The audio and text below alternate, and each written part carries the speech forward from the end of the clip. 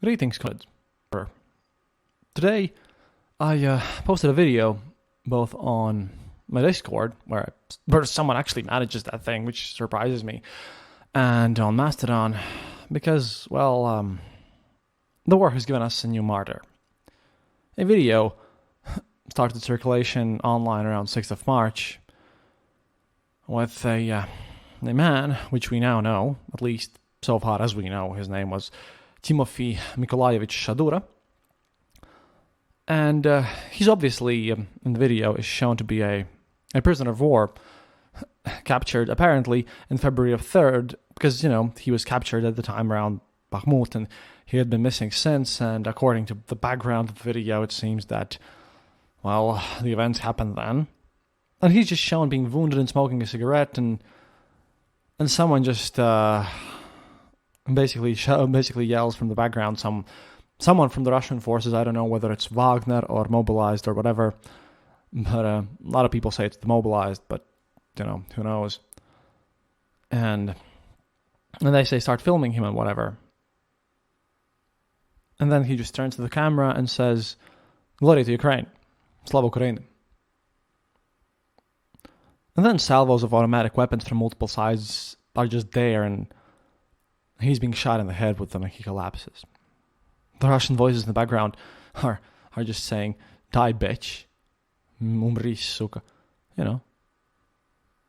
This is so weird because,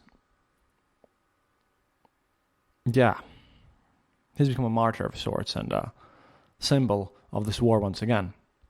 However, this has caused massive things because this is blatant and awful and evil, and the Z channels are obviously, some are saying that, this is great, let's kill the Ukrainians, and other ones are stating that this is a whole provocation or whatever, but this is just so stupid and evil once again. This is a man that, shouldn't be forgotten because he's there, and that's one of the more rough and still touching videos of this war and everything. It's pretty bad when I looked at it, but hey, if you have the nerve for it, sorry, my voice is still a bit reeking of this whole situation. If you have the nerve for it, please do go to my Mastodon, just Eastern Border Podcast Mastodon. Google that one up, you'll find it. The links to Mastodon are just a bit crazy, and I've kind of lost all hope of ever going back to Twitter, so that's another thing. I do, by the way, have an idea, because a long time ago, I think, I made a personal Twitter account, which hadn't been used since forever, which isn't blocked. If only I can remember the old email that I used it for, but not putting a lot of effort on it. Still, besides Timofey Shadura and how he's added up to all these symbols of everything, you still have news about things that are going on in this war and what's happening. Number one thing, though, reaches up to, by this time, funny assassination studies. Yeah, and I'm the one to bring one of these. It's kind of interesting that these things continue.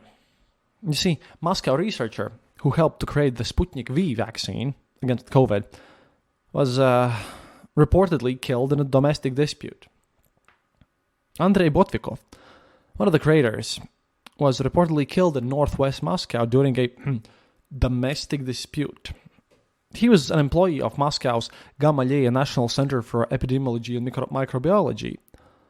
And apparently, a 29-year-old guest had argued with Botnikov about something and then strangled him with a belt. And obviously, no one really knows what's up and who's involved in the situation. Just yet more weird assassinations and weird stories about this whole mess. On other news that might interest people, and I don't want to kind of put this in front a lot because this might be very weird, but I have to report this one. Kazakh journalist Amat Matyanov reported, citing his own personal sources, that the head of Chechnya, Ramzan Kadyrov, old Don Kadyrov guy, might actually be terminally ill with severe kidney problems. Matyanov wrote on his telegram, "There is information that the chief nephrologist of the UAE, Dr. Yazhin Ibrahim El Shahat, a well-known doctor with 30 years of experience, has arrived in Grozny. His area of expertise lies in nephrology, dialysis, transplantation," very weird words that I can't pronounce right now, and renal failure in medical terms. In short, kidney stuff. Kadyrov is allegedly very bad and has serious kidney problems.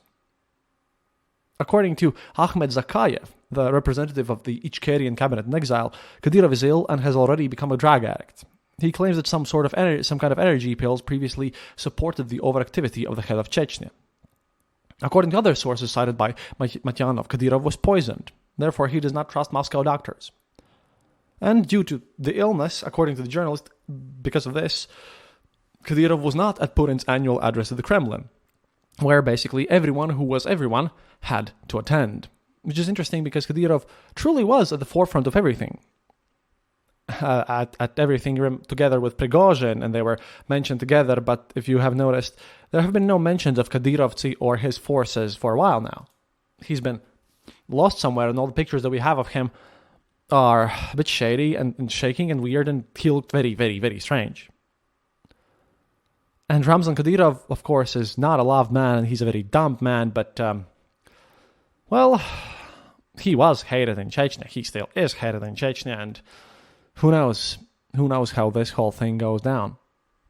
If someone from UAE listens to my show, or Saudi Arabia or that region, for example, because I know that some of you actually do, then maybe you have comments on this. Please do comment on our website, theeasternborder.lv, about this situation. That's interesting. Oh, and while I'm on this subject, just wanted to advertise a little something that does not sponsor me, but which I found interesting. If you can go to Netflix, if you can see it, there's actually a Saudi Arabian animated comedy show for adults. It's obviously no South Park because it's Saudi, but it's kind of representative of the conflicts in that region.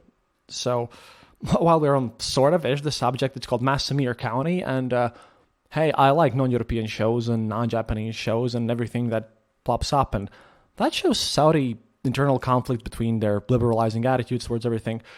One of the very few things that, probably doesn't get enough attention in the West, and I thought, hey, might as well recommend it at this point.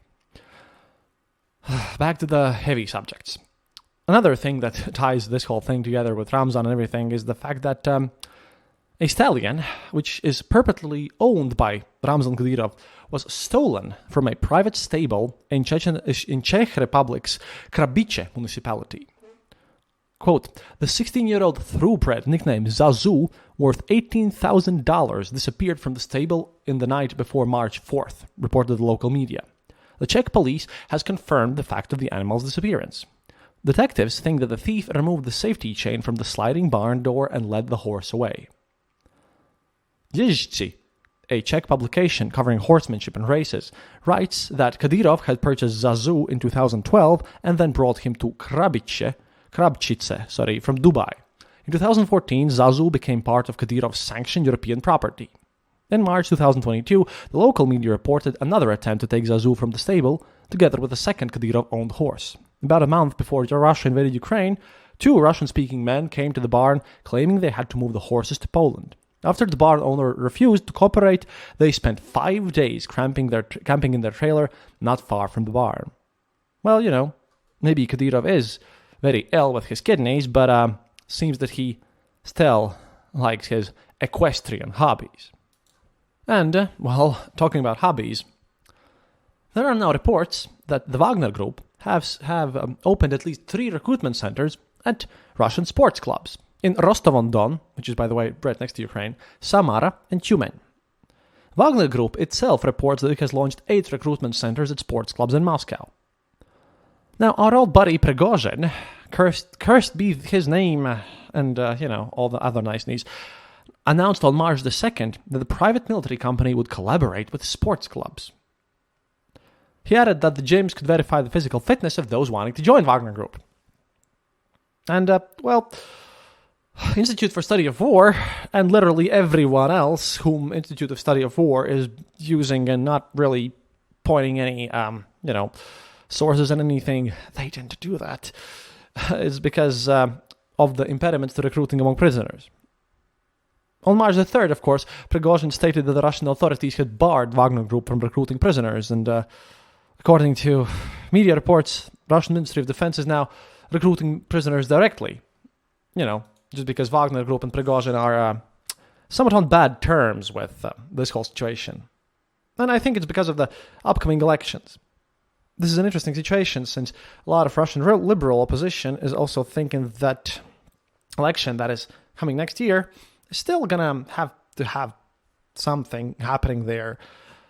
Because right now Putin kind of needs to run this election to at least prove some legitimacy, but he can't allow any real candidates to happen.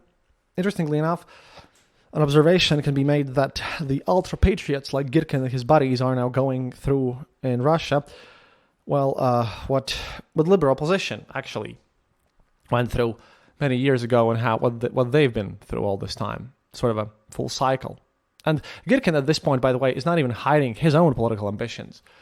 This, by the way, makes me think more and more that someone with some connections and power is standing behind the man, because when Prigozhin, a much more powerful man, much richer man, started pointing out his own political ideas, he was put down very quickly.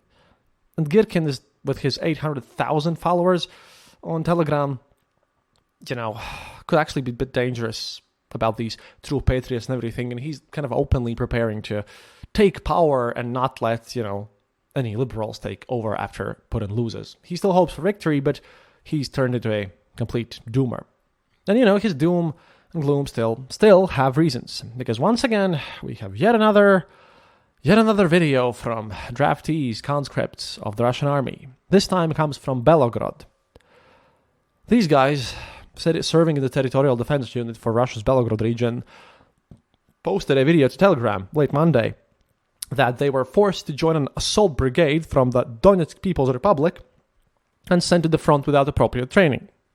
According to the soldiers, their unit was previously stationed in the border village of Shebeniko, but in early March they were redeployed to the self-proclaimed DNR with no orders or explanations.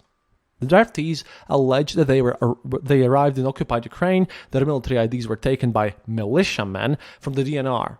After that, they say they were sent to storm villages with no training until about their targets or means of communication.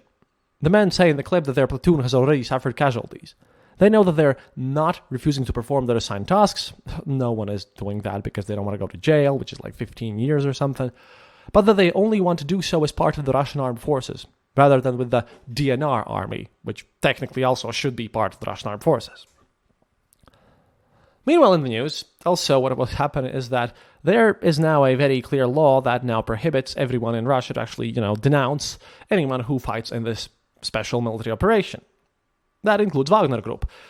And, seriously, fuck those guys. I have no personal hatred towards them as well, But this puts everything in an interesting situation, as another opposition journalist from Russia now puts it, Ilya Varlamov to be more specific. What happens now, because of the whole conflict situation, is that remember the early days of Bakhmut and early days of other villages when Prigozhin claims that it was him and Wagner Group that took over some territory, and then it got denounced by the Ministry of Defense, who also claimed that Wagner Group had nothing to do with it.